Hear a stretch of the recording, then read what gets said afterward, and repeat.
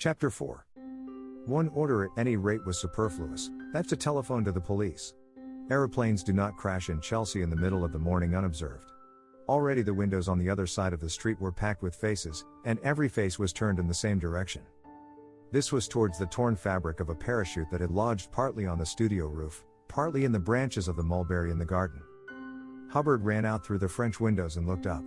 Tapes trailed and rippled and fluttered in the merry morning breeze, and the gray silk ballooned and rose and fell. But the sound of running feet warned Hubbard not to pause.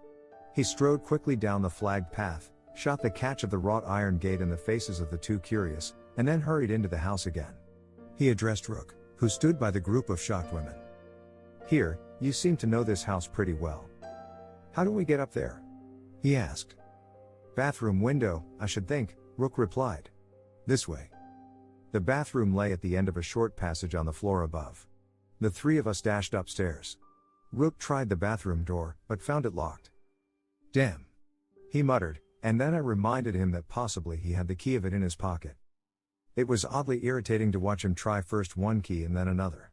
We wanted to tell him to make haste, as if he could have made any greater haste than he was doing. Then luckily he hit on the right one. The door opened, we sprang across the cork covered floor, and Rook began to tug at the window catch.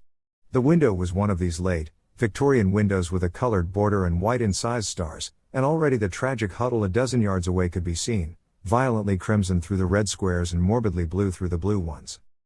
Then, as the sash flew up, all was sunshine again, and the wrecked parachute and the two men enwrapped in its folds could be seen only too clearly. Monty Rook had a new silver, gray suit on that morning, but already he had thrown one leg over the sill. "I'm not so heavy as you fellows," he muttered. "I'm not so sure about this gutter, give me a hand while I try it. Then I can shin up that spout over there." Hubbard took the small, nervous hand in his own beefy fist and let him down 3 or 4 feet. "All right," said Rook, after a moment's trial, and, spread eagled out on the annex roof, he began to make his way towards the higher roof of the studio beyond. "Tapes oughtn't to have fouled like that," I heard the commander say under his breath as we watched.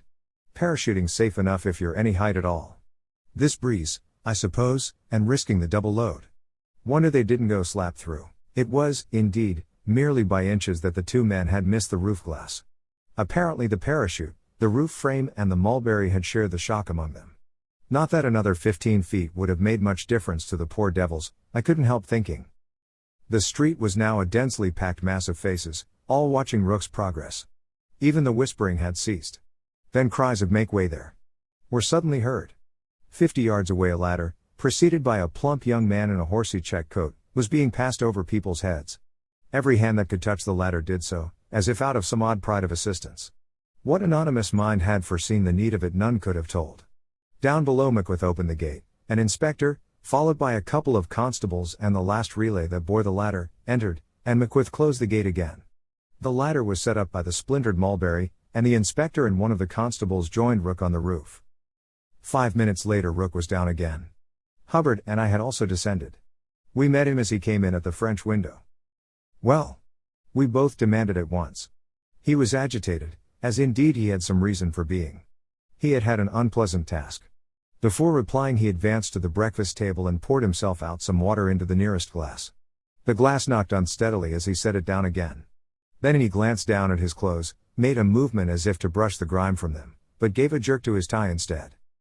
Nevertheless his news was not all bad. In one particular it was rather astonishingly good.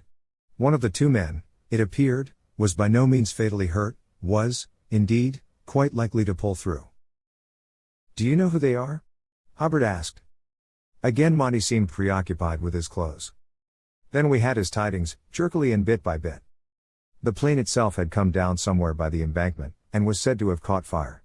Parts of the parachute seemed to be singed too. Both men were civilian flyers, at least neither was in uniform. The other poor fellow was killed. The ambulance had been sent for, and for the present there was little more to be done. The police were seeing to the rest. This was the sum of what Monty told us. Then we heard the voice of Macwith, who had come up behind us. "That's so," he confirmed. "I've just been having a word with the inspector about that. He doesn't think anybody here will have to attend any inquiry or anything, the police evidence ought to be enough. So I was thinking, Mrs. Estale," he turned to Molly, whose face was still pale and drawn and who bit the corner of her lip incessantly, that the best thing for you to do is to stick to your program just as if this hadn't happened. You'll do no good staying here. You didn't see it, here Joan Marrow, from the little sofa, raised her head but dropped it again without speaking. Well, I mean that even Joan didn't see anything that 500 other people didn't see just as well. Rook may just possibly be wanted, but anyway he'll be here. And as for Philip...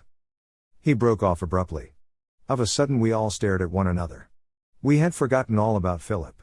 Where was he? If you remember, he had gone down into the cellar to fetch a bottle of wine. And in performing this simple errand he had been away for close on half an hour. Molly Esdale, all on edge again, turned swiftly to Monty Rook. Where is he? He did go down there, didn't he? You did give him the cellar key, didn't you? And nobody heard him go out of the house? Well, that was a matter that was very easily ascertained. Already Hubbard had taken a stride towards the door that led to the cellar.